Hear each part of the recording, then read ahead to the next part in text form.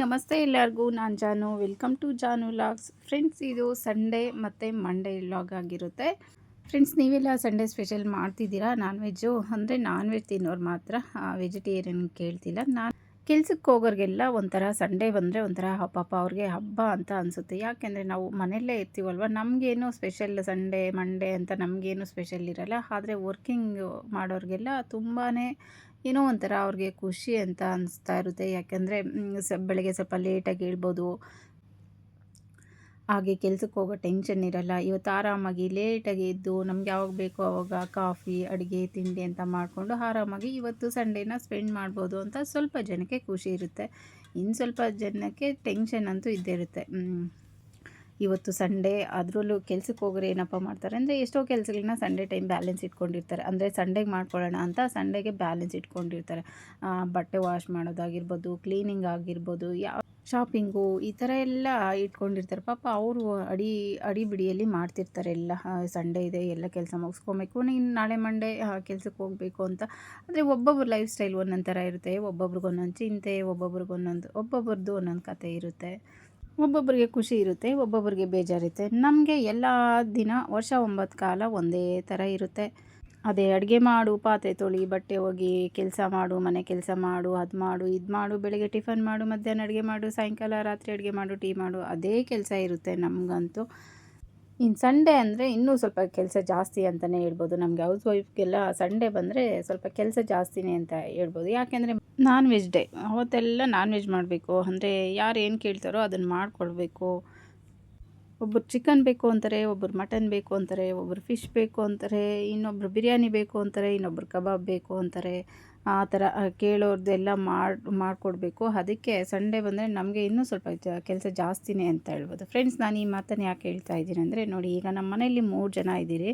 3 ಜನಕ್ಕೆ chicken ತೊಗೊಂಬಂದಿದ್ದಾರೆ, fish ತೊಗೊಂಬಂದಿದ್ದಾರೆ. Fish ತೊಗೊಂಬರ್ತೀನಿ ಅಂದರು ನಮ್ಮ ಮನೇಲಿ. ನನಗೆ ಫಿಶ್ಶು ಇಷ್ಟ ಇರಲಿಲ್ಲ, ನನಗೆ ಚಿಕನ್ ಬೇಕಿತ್ತು.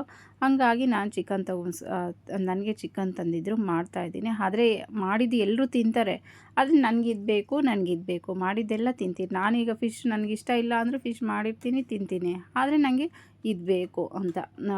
3 ಜನ ಇರೋ ಮನೆಯಲ್ಲೇ ಈ ಥರ ಆದರೆ, ಇನ್ನು 10 ಜನ ಆ ಥರ ಜಾಸ್ತಿ ಜಾಯಿಂಟ್ ಫ್ಯಾಮಿಲಿ ಇರ್ತಾರಲ್ವ, ಅವ್ರ ಕತೆ ಹೆಂಗೆ ಹೇಳ್ರಿ. ಮಿನಿಮಮ್ 4 ಜನ ಅಂತೂ ಮನೇಲಿ ಇದ್ದೇ ಇರ್ತಾರೆ. ಗಂಡ ಹೆಂಡತಿ ಇಬ್ಬರು ಮಕ್ಕಳಂತೂ ಇದ್ದೇ ಇರ್ತಾರೆ.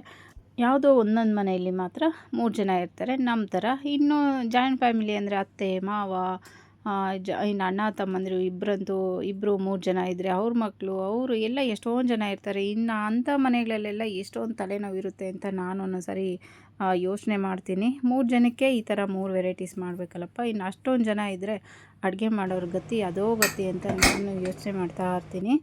ಇವತ್ತು ಸಂಡೇ ಆಗಿರೋದ್ರಿಂದ ನಾನು ಸ್ವಲ್ಪ ಲೇಟಾಗಿ ಎದ್ದೆ ಅಂತ ಹೇಳ್ಬೋದು. ಯಾಕೆಂದರೆ ರಕ್ಷಾಗೂ ಕಾಲೇಜ್ ರಜೆ ಇರುತ್ತೆ, ಟಿಫನ್ ಮಾಡೋ ಟೆನ್ಷನ್ ಇರಲ್ಲ. ಇವತ್ತು ಒಂದೇ ಸಾರಿ ಅಡುಗೆ ಮಾಡ್ತೀನಿ. ಅಡುಗೆ ಅಂದರೆ ನಮ್ಮ ಮನೇಲಿ ಸಂಡೇ ಯಾವಾಗಲೂ 11 ಗಂಟೆ 12 ಗಂಟೆ ಆಗುತ್ತೆ. ಟೀ ಮಾಡಿಕೊಂಡು ಕುಡಿದ್ಬಿಟ್ಟು ಏನು ಬಿಸ್ಕೆಟು ರಸ್ಕ ಏನಾದರೂ ತಿಂದ್ಬಿಟ್ಟು ಆಮೇಲೆ ಅಡುಗೆ ಮಾಡೋದಕ್ಕೆ ಸ್ಟಾರ್ಟ್ ಮಾಡ್ತೀನಿ. ಪ್ರತಿ ಭಾನುವಾರ ಅದೇ ಥರ ಆಗುತ್ತೆ.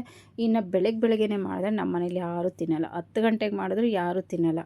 ರಕ್ಷಾ ಇವತ್ತು ಮ್ಯಾಗಿ ಮಾಡ್ಕೊಂಡಿದ್ಲು. ಅವಳು ರಾತ್ರಿ ಯಾಕೋ ಹೊಟ್ಟೆ ನೋವು ಅಂತಿದ್ಲು, ಅದಕ್ಕೆ ಊಟ ಮಾಡಿರಲಿಲ್ಲ, ಹಾಗೆ ಮಲಗಿಬಿಟ್ಟಿದ್ಲು. ಅದಕ್ಕೆ ಹಸಿವಾಗ್ತಿತ್ತು ಅಂತ ಮ್ಯಾಗಿ ಮಾಡ್ಕೊಂಡಿದ್ಲು. ಟಿಫನು ಇಲ್ಲ, ಏನೂ ಇಲ್ಲ, ಒಂದೇ ಸಾರಿ ಅಡುಗೆ ಮಾಡಿಬಿಟ್ಟು ಮುದ್ದೆ ಅನ್ನ ಸಾರು ಮಾಡಿಬಿಟ್ಟು ಊಟ ಮಾಡೋದು. ಇನ್ನೀಗ ಊಟ ಮಾಡೋಷ್ಟರಲ್ಲಿ 12 ಗಂಟೆ ಹಾಗೇ ಆಗುತ್ತೆ. 12 ಗಂಟೆ 11:30 12 ಗಂಟೆ ಹಾಗೆ ಆಗುತ್ತೆ. ಒಂದಿನ ಅಂತೂ ನಾನು ಊಟ ಮಾಡೋಷ್ಟರಲ್ಲಿ 1 ಗಂಟೆ ಆಗಿಬಿಡುತ್ತೆ. ಇನ್ನು ಅಷ್ಟೊತ್ತಲ್ಲಿ ತಿಂದರೆ ಮತ್ತೆ ರಾತ್ರಿ 9 ಗಂಟೆಗೆ. ತಿರ್ಗಿ ಮಧ್ಯಾಹ್ನ ಊಟ ಅಂತೂ ಯಾರೂ ಮಾಡಲ್ಲ. ಮಧ್ಯಾಹ್ನ ಏನು ಯಾರೂ ಹೆಚ್ಚಾಗಿ ಏನೂ ತಿನ್ನಲ್ಲ. ಏನೋ ರೇರಾಗಿ ಕೊಟ್ಟರೆ ಬಾಳೆಹಣ್ಣು ಏನೋ ಆ ಥರ ಫ್ರೂಟ್ಸ್ ಏನಾದರೂ ಕೊಟ್ಟರೆ ತಿಂತಾರೆ ಅಷ್ಟೇ. ಇಲ್ಲ ಅಂದರೆ ಎತ್ಕೊಂಡು ತಿನ್ನೋದೆಲ್ಲ ಅದೆಲ್ಲ ಏನೂ ಇಲ್ಲ. ಅವ್ರು ಮುಂದೆ ತಗೊಂಡೋಗಿ ಕೊಟ್ಟರೆ ಸ್ವಲ್ಪ ತಿಂತಾರೆ ಅಷ್ಟೇ. ನಮ್ಮ ಮನೇಲಿ ಇಬ್ಬರು ಅಷ್ಟೇ, ನನ್ನ ಮಗಳು ಅಷ್ಟೇ, ನಮ್ಮ ಯಜಮಾನ್ರು ಅಷ್ಟೇ. ಇನ್ನು ಎಳ್ನೀರು ಏನೋ ಅಥವಾ ಆ ಥರ ಮಧ್ಯಾಹ್ನ ಕೊಟ್ಟರೆ ತಿನ್ನೋದು ಕುಡಿಯೋದು ಅಷ್ಟೇ, ಇನ್ನೇನೂ ಇಲ್ಲ. ಮತ್ತು ಸಂಜೆ ಮಾತ್ರ ಟೀ ಕೇಳ್ತಾರೆ ಅಷ್ಟೇ. ರಕ್ಷಾ ಅದು ಕುಡಿಯಲ್ಲ ಅವಳು. ಒಂದು ರೌಂಡ್ ನಮ್ಮ ತೋಟದ ಹತ್ರ ಹೋಗಿ ಬರೋದು, ಆ ಥರ ಮಾಡಿಕೊಂಡು ಇರ್ತಾರೆ. ಇನ್ನು ಅಷ್ಟೇ. ಇನ್ನೆಲ್ಲಾದರೂ ಹೋಗೋದಿದ್ರೆ ಹೋಗೋದು ಬರೋದು ಆ ಥರ ಇರುತ್ತೆ. ಇನ್ನು ರಾತ್ರಿ 9 ಗಂಟೆಗೆ ಊಟ. ಇನ್ನು ಬೆಳಗ್ಗೆ ಮುದ್ದೆ ಮಾಡಿರ್ತೀನಿ, ರಾತ್ರಿ ಮುದ್ದೆ ಏನೂ ಮಾಡೋಕ್ಕೋಗಲ್ಲ, ಸ್ವಲ್ಪ ರೈಸ್ ಮಾಡಿಟ್ಕೊಂಡ್ಬಿಡ್ತೀನಿ ಅಷ್ಟೇ. ಹಂಗಾಗಿ ಇವತ್ತು ನಮ್ಮ ಮನೆಯಲ್ಲಿ ಚಿಕನ್ನು ಮತ್ತು ಫಿಶ್ ತೊಗೊಂಬಂದಿದ್ರು. ಫಿಶ್ಶು ಸ್ವಲ್ಪ ಸಾಂಬಾರು ಮಾಡ್ತಾಯಿದ್ದೀನಿ, ಸ್ವಲ್ಪ ತವಾ ಫ್ರೈ ಮಾಡ್ತಾಯಿದ್ದೀನಿ. ನಾನು ಚಿಕನ್ ಸಾಂಬಾರು ಮಾಡಿದ್ದೀನಿ. ಸಾಂಬಾರ್ ಜೊತೆ ಮುದ್ದೆ ರೈಸ್. ಇನ್ನು ಚಪಾತಿ ಅದು ಇಡ್ಲಿ ದೋಸೆ ಎಲ್ಲ ಬೆಳಗಿನ ಟೈಮ್ ಡೈಲಿ ಟಿಫನ್ ಮಾಡ್ತಿರ್ತೀವಲ್ವ, ಹಂಗಾಗಿ ನಾನ್ ವೆಜ್ಗೆ ನಾನು ಯಾವತ್ತೂ ಚಪಾತಿ ದೋಸೆ ಪೂರಿ ಆ ಥರ ಏನು ಮಾಡೋಕ್ಕೋಗಲ್ಲ. ಚಿಕನ್ ಸಾಂಬಾರಾಗಲಿ ಮಟನ್ ಸಾಂಬಾರಾಗಲಿ ಅದಕ್ಕೆ ಏನೇ ಆಗಲಿ ಫ್ರೈ ಆಗಲಿ ಏನೇ ಆಗಲಿ ಅದಕ್ಕೆ ನಾನು ಮುದ್ದೆ ರೈಸೇ ಮಾಡೋದು. ಹಾಗಾಗಿ ಮಾಡ್ತಾ ಇದ್ನ. ಇನ್ನು ಫಿಶ್ಶು ತವಾ ಫ್ರೈಗೆ ಎಲ್ಲ ಮನೆಯಲ್ಲೇ ಮಸಾಲೆ ರೆಡಿ ಮಸಾಲೆ ಏನು ತಂದಿಲ್ಲ, ಮನೆಯಲ್ಲೇ ಮಸಾಲೆ ಎಲ್ಲ ರೆಡಿ ಮಾಡಿ ಮಿಕ್ಸ್ ಮಾಡಿ ಇಟ್ಟಿದ್ದಾರೆ. ಮುದ್ದೆಗೆ ಇಟ್ಟಿದ್ದೆ. ಆಗ ಉಮ್ಮಕ್ಕ ಬಂದರು, ಅವ್ರ ಜೊತೆ ಮಾತಾಡಿಕೊಂಡು ಮುದ್ದೆನ ಮಾಡ್ತಿದ್ದೆ. ನಮ್ಮ ಮನೆಯವರು ಎಲ್ಲ ಕ್ಲೀನಾಗಿ ವಾಶ್ ಮಾಡಿಕೊಡ್ತಾರೆ. ಚಿಕನ್ನು ಫಿಶ್ ಎಲ್ಲ ವಾಶ್ ಮಾಡಿಕೊಡ್ತಾರೆ. ಫಿಶ್ಗೆ ಸ್ವಲ್ಪ ಈರುಳ್ಳಿ, ನಿಂಬೆಹಣ್ಣು, ಅರಿಶಿನ ಪುಡಿ ಎಲ್ಲ ಹಾಕಿ ವಾಶ್ ಮಾಡಬೇಕು. ಇವತ್ತು ನಿಂಬೆಹಣ್ಣು ಈರುಳ್ಳಿ ಮಾತ್ರ ಹಾಕಿದ್ದಾರೆ, ಅದು ಅರಿಶಿನ ಪುಡಿ ಏನೂ ಹಾಕಿಲ್ಲ. ಫ್ರೆಂಡ್ಸ್, ವಿನೆಗರ್ ಹಾಕಿ ವಾಶ್ ಮಾಡಿದ್ರೆ ತುಂಬ ಚೆನ್ನಾಗಿ ಕ್ಲೀನ್ ಆಗುತ್ತೆ ಫಿಶ್ಗೆ. ಅದು ಸ್ಮೆಲ್ಲು ಅಷ್ಟೇ, ಅದು ಫಿಶ್ ಸ್ಮೆಲ್ಲು ಇರಲ್ಲ. ವಿನೆಗರ್ ಹಾಕಿ ವಾಶ್ ಮಾಡಿದ್ರೆ ಚೆನ್ನಾಗಿರುತ್ತೆ, ಅಂದರೆ ಚೆನ್ನಾಗಿ ವಾಶ್ ಆಗುತ್ತೆ. ಇನ್ನು ಮುದ್ದೆ ಆಯಿತು, ರೈಸು ಆಯಿತು, ಚಿಕನ್ ಸಾಂಬಾರು ನೋಡಿ ಆ ಕಡೆ ಇದೆ. ಈಗ ತವಾ ಫ್ರೈ ಹಾಕ್ತಾಯಿದ್ದೀನಿ. ಈ ಥರ ಮಾಡಿದ್ರೆ ನಮ್ಮ ಮನೇಲಿ ಇಷ್ಟಪಡ್ತಾರೆ. ಸಾಂಬಾರೆಲ್ಲ ಇಷ್ಟಪಡಲ್ಲ ನಮ್ಮ ಮನೇಲಿ. ಇನ್ನು ಇದಕ್ಕೆ ಏನಪ್ಪ ಮಸಾಲೆ ಏನಪ್ಪ ಹಾಕಿದ್ದೀನಿ ಅಂದರೆ ಆಲ್ಮೋಸ್ಟ್ ಎಲ್ಲ ಮಸಾಲೆನೂ ಹಾಕಿದ್ದೀನಿ. ಧನಿಯಾ ಪೌಡರ್, ಚಿಲ್ಲಿ ಪೌಡರ್, ಸ್ವಲ್ಪ ಗರಂ ಮಸಾಲ, ಸ್ವಲ್ಪ ಆಯಿಲ್ ಹಾಕಿದ್ದೀನಿ, ಶುಂಠಿ ಬೆಳ್ಳುಳ್ಳಿ ಪೇಸ್ಟ್ ಹಾಕಿದ್ದೀನಿ, ಸ್ವಲ್ಪ ಪುದೀನ ಸೊಪ್ಪು, ಸ್ವಲ್ಪ ಕೊತ್ತಂಬರಿ ಸೊಪ್ಪು, ಗರಂ ಮಸಾಲ ಎಲ್ಲದನ್ನು ಹಾಕಿ ಒಂದು ಮೊಟ್ಟೆನ ಹಾಕ್ಬಿಟ್ಟು ಮೊಟ್ಟೆ ಒಡೆದ್ಬಿಟ್ಟು ಹಾಕಿ ಸ್ವಲ್ಪ 1-2 ಸ್ಪೂನ್ ಎಣ್ಣೆನ ಹಾಕಿ ಮಸಾಲೆನೆಲ್ಲ ಚೆನ್ನಾಗಿ ಮಿಕ್ಸ್ ಮಾಡಿದ್ದೀನಿ. ಅದರಲ್ಲಿ ಅದನ್ನು ಕೋಟಿಂಗ್ಗೆ ಇದನ್ನು ನೋಡಿ ಎಲ್ಲ ಕೋಟಿಂಗ್ ಮಾಡಿ ಇಟ್ಟಿದ್ದಾರೆ ನಮ್ಮ ಮನೇಲಿ. ಮಸಾಲೆನೆಲ್ಲ ಕೈಯಲ್ಲೇ ಚೆನ್ನಾಗಿ ಮಿಕ್ಸ್ ಮಾಡಿ ಒಂದು 1/2 ಅವರ್ ಇಟ್ಟಿದ್ದೆ ಮ್ಯಾರಿನೇಟ್ ಆಗಲಿ ಅಂತ. ಆವಾಗಲೇ ಅದು ಚೆನ್ನಾಗಿ ಟೇಸ್ಟ್, ಅಂದರೆ ಅದು ಉಪ್ಪು ಖಾರ ಎಲ್ಲ ಇದಕ್ಕೆ ಹಿಡ್ದಿರೋದು ಎಲ್ಲ ಮಿಕ್ಸ್ ಮಾಡಿ ಒಂದು ಅರ್ಧ ಗಂಟೆ ಇಟ್ಟರೆ ಚೆನ್ನಾಗಿ ಬರೋದು. ಒಂದು ಅರ್ಧ ಗಂಟೆ ಮೇಲೇ ಇಟ್ಟಿದ್ದೆ. ನಮ್ಮ ಮನೆಯವರು ಇವತ್ತು ಸ್ವಲ್ಪ ಹೆಲ್ಪ್ ಮಾಡಿಕೊಟ್ರು. ಅವರೇ ನಾನು ಹೇಳಿದೆ ಎಷ್ಟೆಷ್ಟು ಹಾಕಬೇಕು ಮಸಾಲೆ ಎಲ್ಲ ಅಂತ. ಅವರು ಹಾಕ್ಬಿಟ್ಟು ಎಲ್ಲ ಮಿಕ್ಸ್ ಮಾಡಿ ನೋಡಿ ಇದಕ್ಕೆಲ್ಲ ಹಾಕಿ ಇಟ್ಟಿದ್ರು. ನನಗೆ ತುಂಬಾ ಹೆಲ್ಪ್ ಆಯಿತು ಅಂತಲೇ ಹೇಳ್ಬೋದು. ಹಾಗೆ ರಕ್ಷೆ ಈರುಳ್ಳಿ, ಬೆಳ್ಳುಳ್ಳಿ, ಕೊತ್ತಂಬರಿ, ಪುದೀನ, ಕೊಬ್ಬರಿ ಎಲ್ಲದನ್ನು ಹಚ್ಬಿಟ್ಟು ಇಟ್ಟಿದ್ಲು ಅವಳು. ನಾನು ಅಡುಗೆನ ಮಾಡಿದೆ. ಈ ಥರ ಪ್ಲೇಟನ್ನು ಮುಚ್ಚಿ ಬೇಯಿಸ್ತಾ ಇದ್ದೀನಿ, ಯಾಕೆಂದರೆ ಎರಡೂ ಕಡೆ ಚೆನ್ನಾಗಿ ಬೇಯುತ್ತೆ ಅಂತ. ನಾನು ಫ್ರೈ ಫ್ಯಾನ್ ಇಡಬೇಕಾಗಿತ್ತು, ಅದಕ್ಕೆ ಲಿಡ್ಡೆಲ್ಲ ಇರ್ತಿತ್ತು. ನಾನು ಸ್ವಲ್ಪ ಯಾಮಾರ್ಬಿಟ್ಟು ಇದನ್ನು ಹಂಚನ್ನು ಇಟ್ಬಿಟ್ಟೆ. ಹಾಗಾಗಿ ಪ್ಲೇಟ್ ಮುಚ್ಚಿ ಬೇಯಿಸ್ತಾ ಇದ್ದೀನಿ. ಮತ್ತು ಅದನ್ನಿಟ್ಟರೆ ಅದೆಲ್ಲ ತೊಳಿಬೇಕಲ್ವ ಅಂತ ಇದನ್ನೇ ಇಟ್ಟು ಇದ್ರ ಮೇಲೇ ಫ್ರೈ ಮಾಡ್ತಾ ಇದ್ದೀನಿ. ನೋಡಿ, ರಕ್ಷಾ ಚಿಕನ್ ಸಾರು ಹಾಕ್ಕೊತಿಲ್ಲ, ಏನೂ ಇಲ್ಲ. ಮಸೊಪ್ಪು ಸಾರಿದೆ, ಮಸೊಪ್ಪು ಸಾರು ಮುದ್ದೆ ಜೊತೆ ಒಂದೇ ಒಂದು ಫಿಶ್ ಫ್ರೈ ಹಾಕ್ಕೊಂಡು ತಿಂತಿದ್ದಾಳೆ. ಎರಡು ತಿಂದರೆ ನನಗೆ ಹೊಟ್ಟೆ ನೋವು ಬರುತ್ತೆ ಅಂತ ಆ ಥರ ಮಾಡ್ತಿದ್ದಾಳೆ. ಮನೇಲಿ ಏನಾದರೂ ಮಾಡಿದಾಗ ಎಲ್ಲರೂ ನೆಮ್ಮದಿಯಿಂದ ಚೆನ್ನಾಗಿ ಊಟ ಮಾಡಿದ್ರೆ ಒಂಥರ ಖುಷಿ ಇರುತ್ತೆ. ಒಬ್ಬರು ತಿಂದು ಒಬ್ಬರು ತಿಂದಿಲ್ಲ ಅಂದರೆ ಒಂಥರ ಬೇಜಾರಂತ ಅನಿಸ್ತಾ ಇರುತ್ತೆ. ಈ ತವಾ ಫ್ರೈ ಹಾಕ್ಕೊಟ್ಬಿಟ್ಟು ಹಾಗೆ ಸಾಂಬಾರು ಮಾಡೋಣ ಅಂತ ಸ್ವಲ್ಪ ಫಿಶ್ ಇಟ್ಟಿದ್ದೆ. ಅಂದರೆ ಫಿಶ್ದು ದೊಡ್ಡ ದೊಡ್ಡ ಫಿಶ್ ಬರುತ್ತಲ್ಲ ಆ ಥರದ್ದು ಯಾವುದೋ ಫಿಶ್ ಹೇಳಿದರು. ಇದರಲ್ಲಿ ಮುಳ್ಳೆಲ್ಲ ಕಡಿಮೆ ಇರುತ್ತಲ್ವ ಆ ಫಿಶ್ಶು, ಅದು ತಲೆ ಮತ್ತು ಇನ್ನೂ 1-2 ಪೀಸ್ ಇತ್ತು. ಅದನ್ನು ಸಾಂಬಾರು ಮಾಡೋಣ ಅಂತ ರಾತ್ರಿಗಾಗುತ್ತೆ ಅಂತ ಮಾಡ್ತಿದ್ದೀನಿ. ಇದಕ್ಕೆ ಎಕ್ಸ್ಟ್ರಾ ಮಸಾಲೆ ಏನೂ ಹಾಕ್ಕೊಂಡಿಲ್ಲ, ಚಿಕನ್ ಮಸಾಲನೇ ಇಟ್ಟಿದ್ದೀನಿ. ಸ್ವಲ್ಪ ಹುಣಸೆಹಣ್ಣನ್ನ ನೆನೆಸಿ ಇಟ್ಟಿದ್ದೀನಿ. ಮೀನು ಸಾರಿಗೆ ಅಂತ ಸ್ಪೆಷಲ್ಲಾಗಿ ಏನು ಮಸಾಲೆ ರೆಡಿ ಮಾಡಿಲ್ಲ ಫ್ರೆಂಡ್ಸ್. ಒಬ್ಬೊಬ್ಬರು ಮೀನು ಸಾರಿಗೆ ಸಾಂಬಾರು ಪೌಡ್ರ್ ಹಾಕ್ತಾರೆ, ನಾವು ಹಾಕಲ್ಲ. ನಾವು ಮಾಮೂಲಿ ಮಟನು ಚಿಕನ್ ಸಾರಿಗೆಲ್ಲ ಏನು ಇಡ್ತೀವೋ ಅದೇ ಇಡೋದು. ಎಕ್ಸ್ಟ್ರಾ ಹುಣಸೆಹಣ್ಣು ಇಡ್ತೀವಿ ಅಷ್ಟೇ. ಒಬ್ಬೊಬ್ಬರು ಏನೋ ಸಾಂಬಾರು ಪುಡಿ ಹಾಕಿರ್ತಾರೆ. ನಾನು ಇದೇ ಮಾಮೂಲಿ ಮಟನ್ ಮಸಾಲೆ ಇಟ್ಟು ಹುಣಸೆಹಣ್ಣು ಹಾಕಿ ಮಾಡ್ತೀನಿ. ತುಂಬ ಚೆನ್ನಾಗಿರುತ್ತೆ. ಒಗ್ಗರಣೆಗೆ ಸ್ವಲ್ಪ ಈರುಳ್ಳಿ ಬೆಳ್ಳುಳ್ಳಿ ಜಜ್ಕೊಂಡು ಹಾಕಿ ಒಗ್ಗರಣೆ ಮಾಡೋದು. ಎಣ್ಣೆ, ಸಾಸಿವೆ, ಕರಿಬೇವು, ಸ್ವಲ್ಪ ಈರುಳ್ಳಿ ಬೆಳ್ಳುಳ್ಳಿ ಜಜ್ಜಿಬಿಟ್ಟು ಇರೋ ಅಂಥ ಮಸಾಲೆನ ರುಬ್ಬಿಟ್ಕೊಂಡಿರೋ ಅಂಥ ಮಸಾಲೆನ ಹಾಕಿ ಎಣ್ಣೆಲೆಲ್ಲ ಸ್ವಲ್ಪ ಚೆನ್ನಾಗಿ ಫ್ರೈ ಮಾಡಿಬಿಟ್ಟು ಮಸಾಲೆಯನ್ನೆಲ್ಲ ಚೆನ್ನಾಗಿ ಕಾಯಿಸ್ಕೊಂಡು ಉಪ್ಪು ಹಾಕ್ಬಿಟ್ಟು ಮಸಾಲೆ ಫುಲ್ಲೆಲ್ಲ ರಾಸ್ಮೇಲೆಲ್ಲ ಹೋಗೋವರೆಗೂ ಕಾಯಿಸ್ಬಿಟ್ಟು ಮತ್ತು ಫಿಶ್ ಹಾಕಿ 1-2 ನಿಮಿಷ ಬೇಯಿಸಿದರೆ ಸಾಕು. ಫಿಶ್ ಸಾಂಬಾರು ರೆಡಿಯಾಗುತ್ತೆ, ಮೀನು ಸಾರು ರೆಡಿಯಾಗುತ್ತೆ. ಮೀನು ಸಾರಿಗೆ ಬೆಳ್ಳುಳ್ಳಿ ಒಗ್ಗರಣೆ ಮಾಡಿದ್ರೇ ತುಂಬ ಟೇಸ್ಟ್ ಕೊಡೋದು. ಬೇಕಿದ್ದರೆ ಒಂದು ಸಾರಿ ನೋಡಿ ಬೆಳ್ಳುಳ್ಳಿ ಹಾಕಿ ಒಗ್ಗರಣೆ ಮಾಡಿ, ಅದರಲ್ಲೂ ಬೆಳ್ಳುಳ್ಳಿ ಸ್ವಲ್ಪ ಸಿಹಿಯೋ ಥರ ಒಗ್ಗರಣೆ ಮಾಡಿ ನೋಡಿ ಮೀನು ಸಾಂಬಾರು ಎಷ್ಟು ಟೇಸ್ಟಾಗಿರುತ್ತೆ ಅಂತ. ನಾನು ಸ್ವಲ್ಪ ಇತ್ತಲ್ವ ಮಸಾಲೆ, ಅದಕ್ಕೆ ಸ್ವಲ್ಪ ಮೀನು ಅಷ್ಟೇ ಸ್ವಲ್ಪನೇ ಇದ್ದಿದ್ದು. ನೋಡಿ, ಅದು ಚಿಕನ್ ಸಾರಿಗೆ ಮಾಡಿದ್ದು ಮಸಾಲೆ ಎಷ್ಟು ಬೇಕೋ ಅಷ್ಟನ್ನು ಇಟ್ಕೊಂಡಿದ್ದೆ. ಈಗ ನೋಡಿ ಮಸಾಲೆ ಎಲ್ಲ ಕಾಯಿಸ್ಬಿಟ್ಟು ಚೆನ್ನಾಗಿ ಆ ರಾಸ್ಮೇಲೆಲ್ಲ ಹೋಗೋವರೆಗೂ ಕುದಿಸ್ಬೇಕು. ಚೆನ್ನಾಗಿ ಕುದಿಸ್ಬಿಟ್ಟು ಫಿಶ್ ಹಾಕ್ಬಿಟ್ರೆ ರೆಡಿ ಆಯಿತು ಮೀನು ಸಾಂಬಾರು. ಇದೆಲ್ಲ ಮಾಡಿದ್ನ ಮೀನು ಸಾಂಬಾರು ಎಲ್ಲ ಚಿಕನ್ನು ಇನ್ನೂ ಮಿಕ್ಕಿತ್ತು. ನಾವೇ 2 ಸಾರಿ ತಿಂದು ಚಿಕನ್ನು ಮಿಕ್ಕಿತ್ತು. ಖಾರ ಸಾಲಲ್ವೇನೋ, ಸ್ವಲ್ಪ ನಾನ್ ವೆಜ್ ಎಲ್ಲ ಖಾರವಾಗಿರ್ಬೇಕಲ್ವ, ಅದಕ್ಕೆ ಸ್ವಲ್ಪ ಮಸಾಲೆನೂ ಸಾಲಲ್ವೇನೋ ಅಂತ ಸ್ವಲ್ಪ ಚಿಲ್ಲಿ ಪೌಡರು, ಸ್ವಲ್ಪ ಧನಿಯಾ ಪೌಡರನ್ನು ಹಾಕ್ತಾಯಿದ್ದೀನಿ. ಸ್ವಲ್ಪ ನೀರು ಥರ ಇತ್ತು ಸಾಂಬಾರು, ಅದಕ್ಕೆ ಸಾಲಲ್ವೇನೋ ಅಂತ ಹಾಕಿದೆ, ಖಾರವಾಗಿರಲಿ ಅಂತ. ಫ್ರೆಂಡ್ಸ್, ಇದೆಲ್ಲ ಮಾಡಿದ್ನ ಮೀನು ಸಾಂಬಾರಂತೂ ಸ್ವಲ್ಪನೂ ಖಾಲಿಯಾಗಿಲ್ಲ. ನೋಡಿ, ಹುಣಸೆಹಣ್ಣು ರಸ ಬಿಡ್ತಾಯಿದ್ದೀನಿ ಲಾಸ್ಟಲ್ಲಿ. ಮೀನು ಸಾಂಬಾರಂತೂ ಹೇಗೆ ಮಾಡಿದ್ದೋ ಅಷ್ಟು ಹಾಗೇ ಇತ್ತು, ಯಾರೂ ತಿಂದೇ ಇಲ್ಲ. ಚಿಕನ್ ಸಾಂಬಾರು, ಚಿಕನ್ ನಾನು ಅರ್ಧ ಕೆ ಜಿನೇ ತರಿಸಿದ್ದು, ಅದರಲ್ಲಿ ಮುಕ್ಕಾಲು ಭಾಗ ಹಾಗೇ ಇತ್ತು. ತವಾ ಫ್ರೈ ಮಾತ್ರ ಖಾಲಿ ಆಯಿತು. ಎರಡೂ ಟೈಮ್ ತಿಂದು ಇನ್ನೆಲ್ಲ ಹಾಗೇ ಇತ್ತು. ಇನ್ನೇನು ಮಾಡೋದು, ಇನ್ನು ನಾವು ಮಂಡೇ ತಿನ್ನಲ್ಲ, ಇನ್ನು ಟ್ಯೂಸ್ಡೇ ಅಮಾವಾಸ್ಯೆ ಇತ್ತು. ಹಾಗಾಗಿ ಸಾಂಬಾರನ್ನು ನಮ್ಮ ಊರಲ್ಲಿ ಮಂಡೇ ಸ್ವಲ್ಪ ಜನ ತಿಂತಾರೆ, ಅವರು ಯಾರಿಗೋ ಕೊಟ್ಟೆ. ವೇಸ್ಟ್ ಆಗುತ್ತಲ್ವಾ, ಇನ್ನು ಅದರ 2-3 ದಿನ ಅದನ್ನು ಫ್ರಿಜ್ಜಲ್ಲಿ ಇಟ್ಕೊಂಡು ತಿನ್ನೋದಕ್ಕೂ ಇಷ್ಟ ಆಗಲ್ಲ. ಹಾಗಾಗಿ ಅದನ್ನು ಖಾಲಿ ಮಾಡಿದೆ. ಎಲ್ಲ ಮಾಡಿದ್ದೆಲ್ಲ ಹಾಗೆ ಇತ್ತು. ಇನ್ನು ಮಾಡಿಬಿಟ್ಟು ಅದು ಸಾಂಬಾರಿಗಿಟ್ಟು ಹಾಗೆ ನಾನು ಊಟ ಮಾಡೋಕ್ಕೆ ಕೂತ್ಕೊಂಡೆ. ನೋಡಿ, ಇಷ್ಟೇ ಇದ್ದಿದ್ದು, ಒಂದು 2-3 ಪೀಸು ಮತ್ತು ಅಷ್ಟೇ, ಒಂದು 3-4 ಪೀಸ್ ಇತ್ತು ಅಷ್ಟೇ.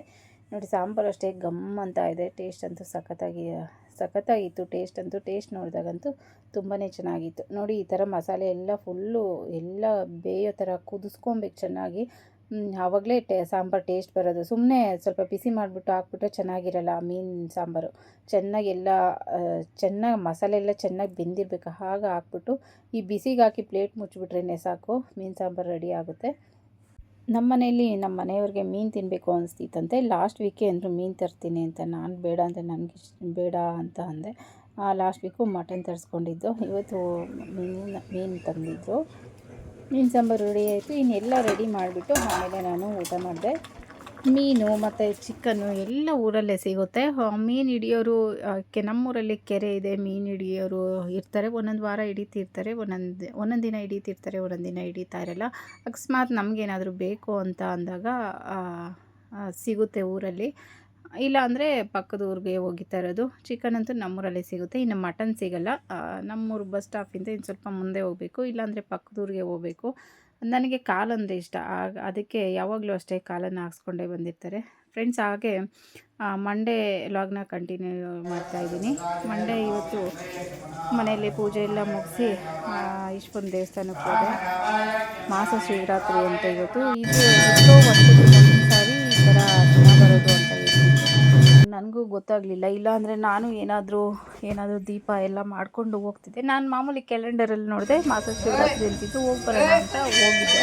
ಆಮೇಲೆ ನನ್ನ ಫ್ರೆಂಡ್ ಹೇಳಿದ್ಲು, ಇದು ಎಷ್ಟೋ 250 ವರ್ಷಕ್ಕೆ ಒಂದು ಸಾರಿ ಏನೋ ಅಂತೆ ಬರೋದು, ಏನೋ ಆರಿದ್ರ ನಕ್ಷತ್ರ ಏನೋ ಹೇಳಿದ್ಲು. ನಾನು ಆ ವಿಡಿಯೋ ಕಳಿಸಿದ್ಲವಳು. ಹಾಗೆ ನಾನು ಹೋಗೋ ಟೈಮ್ಗೆ ಕರೆಕ್ಟಾಗಿ ಮಂಗಳಾರತಿ ಆಗ್ತಿತ್ತು. ಮಂಗಳಾರತಿ ಟೈಮ್ಗೆ ಹೋದೆ. ನೋಡಿ, ಅಲ್ಲಿ ಊಟ ಕೊಡ್ತಾರೆ, ಪ್ರತಿ ಸೋಮವಾರ ಊಟ ಕೊಡ್ತಾರೆ. ಸೊಪ್ಪು ಸಾರು ಮತ್ತು ರೈಸ್ ಮಾಡಿದ್ರು ಅಲ್ಲಿ.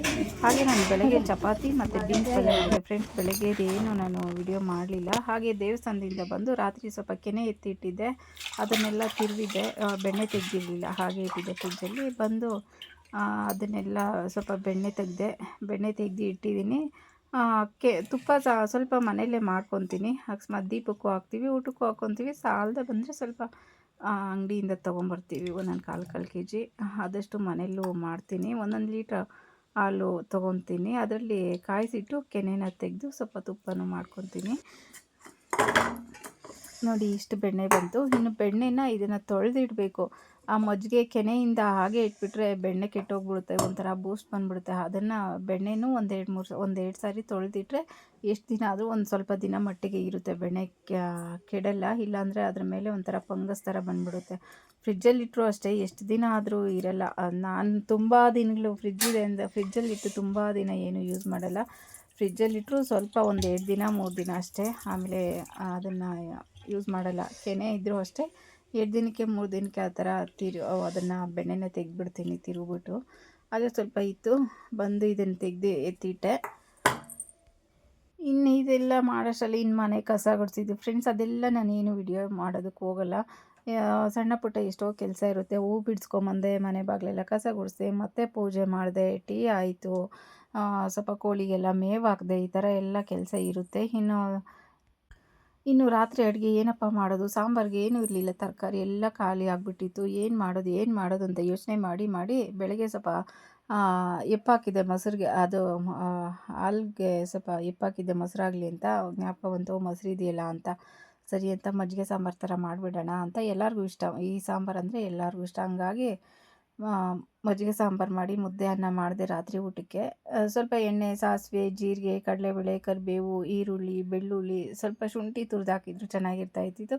1-2 ಹಸಿಮೆಣ್ಸಿನ್ಕಾಯಿ, ಸ್ವಲ್ಪ ಸಾಂಬಾರು ಪುಡಿ, ಸ್ವಲ್ಪ ಧನಿಯಾ ಪುಡಿ, ಉಪ್ಪು ಎಲ್ಲ ಹಾಕಿ ಎಣ್ಣೆಲಿ ಸ್ವಲ್ಪ ಫ್ರೈ ಮಾಡಿ ಮೊಸರು ಮಿಕ್ಸ್ ಸ್ವಲ್ಪ ಒಗ್ಗರಣೆ ಎಲ್ಲ ಆರಾದಮೇಲೆ ಬಿಸಿದಕ್ಕೆ ಹಾಕಲ್ಲ, ಆರಾದಮೇಲೆ ಆ ಮೊಸರು ಸ್ವಲ್ಪ ಟೇಸ್ಟ್ಗೆ ಎಷ್ಟು ಬೇಕೋ ಅಷ್ಟು ಉಪ್ಪನ್ನು ಹಾಕಿ ಸ್ವಲ್ಪ ಕೊತ್ತಂಬರಿ ಹಾಕಿ ಎಲ್ಲ ಮಿಕ್ಸ್ ಮಾಡಿದ್ರೆ ಮಜ್ಜಿಗೆ ಸಾಂಬಾರು ರೆಡಿ ಆಗುತ್ತೆ ಫ್ರೆಂಡ್ಸ್. ತುಂಬಾ ಈಸಿಯಾಗಿ ಮಾಡ್ಕೊಳ್ಳೋ ಅಂಥದ್ದು ಫ್ರೆಂಡ್ಸ್. ಬೆಳ್ಳುಳ್ಳಿ ಹಾಕೋದೇ ಮರ್ತೋಗ್ಬಿಟ್ಟಿದೆ, ಅಯ್ಯೋ ಅಂತ ಮತ್ತೆ ಹಾಕಿದೆ. ಬೆಳ್ಳುಳ್ಳಿ ಹಾಕಿ ಎಲ್ಲದನ್ನು ಮಿಕ್ಸ್ ಮಾಡಿದ್ರೆ ಸಾಂಬಾರು ರೆಡಿ ಆಗುತ್ತೆ ಮಜ್ಜಿಗೆ ಸಾರು. ಮಧ್ಯಾಹ್ನ ಟೈಮ್ ಆಗಲಿ ನೈಟ್ ಆಗಲಿ ಬೇಗ ಆಗಬೇಕು ಸಾಂಬಾರು, ಏನು ತರಕಾರಿ ಖಾಲಿ ಆಗಿಬಿಟ್ಟಿದೆ ಅಂತ ಏನಾದರೂ ಅಂದರೆ ನಾನು ಮನೇಲಿ ಮೊಸರಿದ್ರು ಹೀಗೆ ಮಾಡ್ತೀನಿ, ಮೊಸರಿಲ್ಲ ಅಂದರೂ ಅಂಗಡಿಯಿಂದ ತರಿಸ್ಬಿಟ್ಟು ಒಂದು ಟೈಮ್ಗೆ ಈ ಥರ ಮಾಡ್ಕೊಂಬಿಡ್ತೀನಿ. ನೋಡಿ ಎಷ್ಟು ಗಟ್ಟಿಯಾಗಿದೆ ನೋಡಿ, ಮೊಸರು ಅಂತೂ ತುಂಬ ಗಟ್ಟಿಯಾಗಿರುತ್ತೆ. ನಮ್ಮ ಫ್ರೆಂಡ್ ಮನೆಯಲ್ಲಿ ಹಾಲು ತೊಗೊಂಬರ್ತೀನಿ, ಅವು ತುಂಬ ಗಟ್ಟಿಯಾಗಿರುತ್ತೆ. ಎಷ್ಟು ಇನ್ನೊಬ್ಬರ ಮನೇಲಿ ತೊಗೊತಿದ್ದೆ, ಅವ್ರದ್ದು ಇಷ್ಟೊಂದು ಗಟ್ಟಿ ಇಲ್ಲ, ಮೊಸರೆಲ್ಲ ನೀರು ಆಗ್ತಿತ್ತು. ಇದಂತೂ ತುಂಬ ಗಟ್ಟಿಯಾಗಿರುತ್ತೆ. ಹಾಲು ಕಾಯಿಸಿದ್ದು ಅಷ್ಟೇ, ಕೆನೆ ಸಖತ್ತಾಗಿ ಕೆನೆ ಬರುತ್ತೆ, ಎಷ್ಟು ಕೆನೆ ಬರುತ್ತೋ ಚೆನ್ನಾಗಿದೆ ಹಾಲು. ಅವ್ರ ಮನೆಯಲ್ಲೇ ತೊಗೊತಿದ್ದೆ ನೋಡಿ. ಮೊಸರೆಲ್ಲ ಮಿಕ್ಸ್ ಮಾಡಿಬಿಟ್ಟು ಅಷ್ಟರಲ್ಲಿ ಒಗ್ಗರಣೆ ಆರಿರುತ್ತೆ, ಎಲ್ಲ ಮಿಕ್ಸ್ ಮಾಡಿ ಮುದ್ದೆ ಮಾಡಿ ರೈಸ್ ಮಾಡಿದ್ದೆ. ಮುದ್ದೆಗಿಂತೂ ರೈಸ್ ಜೊತೆ ತುಂಬಾ ಚೆನ್ನಾಗಿರುತ್ತೆ. ನನಗೇನೋ ಮುದ್ದೆ ತಿನ್ನಬೇಕು ಅನಿಸ್ತಿತ್ತು, ಅದಕ್ಕೆ ನಾನು ಮುದ್ದೆ ಮಾಡಿದ್ದೆ. ನಮ್ಮ ಮನೆಯಲ್ಲಿ ರಕ್ಷಾ ಬರೀ ರೈಸ್ ತಿಂತಿದ್ಲು, ಇದು ರೈಸ್ ಜೊತೆನೇ ಚೆನ್ನಾಗಿರುತ್ತೆ ಅಂತ ರೈಸ್ ತಿಂತಿದ್ಲು. ನಿಮ್ಗೆ ಯಾವ ಕನ್ಸಿಸ್ಟೆನ್ಸಿ ಬೇಕೋ ಅಷ್ಟಕ್ಕೆ ಸ್ವಲ್ಪ ನೀರು ಹಾಕ್ಕೊಳ್ಳಿ. ಒಬ್ಬೊಬ್ಬರು ತುಂಬ ಗಟ್ಟಿಯಾಗಿ ಮಾಡ್ತಾರೆ, ಸ್ವಲ್ಪ ಅನ್ನಕ್ಕೆ ಆದರೆ ಸ್ವಲ್ಪ ನೀರು ಹಾಕಿ ತೆಳ್ಳಗೆ ಮಾಡ್ಕೊಳ್ಳಿ, ಮುದ್ದೆಗಾದರೆ ಸ್ವಲ್ಪ ಗಟ್ಟಿಯಾಗಿ ಮೊಸರು ಥರನೇ ಇರಲಿ. ನೋಡಿ ಎಷ್ಟು ಚೆನ್ನಾಗಿದೆ ನೋಡಿ, ಕಲರ್ ನೋಡಿ, ಆ ಗ್ರೀನಿಶು ಎಲ್ಲೋ ತುಂಬ ಚೆನ್ನಾಗಿರುತ್ತೆ. ಈ ಸಾಂಬಾರಂತೂ ತುಂಬ ಚೆನ್ನಾಗಿರುತ್ತೆ. ಬೇಗ ಮಾಡೋದು, ತುಂಬ ಸಿಂಪಲಾಗಿ ಮಾಡೋದು ತುಂಬಾ ಚೆನ್ನಾಗಿರುತ್ತೆ ಅಂತ ಹೇಳ್ಬೋದು ಫ್ರೆಂಡ್ಸ್. ಇದಾಗಿತ್ತು ಸಂಡೇ ಮಂಡೇ ವ್ಲಾಗ್. ಈ ವ್ಲಾಗ್ ನಿಮಗೆಲ್ಲ ಇಷ್ಟ ಆಯಿತು ಅಂತ ಅಂದ್ಕೊತೀನಿ. ಇಷ್ಟ ಆದರೆ ಪ್ಲೀಸ್ ಒಂದು ಲೈಕ್ ಮಾಡಿ, ಹಾಗೆ ಯಾರೆಲ್ಲ ನೋಡ್ತಿದ್ದೀರೋ ದಯವಿಟ್ಟು ಸಬ್ಸ್ಕ್ರೈಬ್ ಮಾಡ್ಕೊಂಡು ಸಪೋರ್ಟ್ ಮಾಡಿ, ಹಾಗೆ ನಿಮ್ಮ ಫ್ಯಾಮಿಲಿ ಫ್ರೆಂಡ್ಸ್ಗೂ ಶೇರ್ ಮಾಡಿ, ನಿಮ್ಮಿಂದ ತುಂಬಾ ಹೆಲ್ಪ್ ಆಗುತ್ತೆ. ಮುಂದಿನ ವ್ಲಾಗ್ಸಲ್ಲಿ ಏನಾದರೂ ನಿಮಗೆ ಎಲ್ಲರಿಗೂ ಯೂಸ್ಫುಲ್ ಆಗೋ ಅಂಥ ವೀಡಿಯೋಸನ್ನು ಹಾಕೋಕ್ಕೆ ಟ್ರೈ ಮಾಡ್ತೀನಿ. ಪ್ಲೀಸ್ ಸಪೋರ್ಟ್ ಮಾಡಿ. Thank you for watching.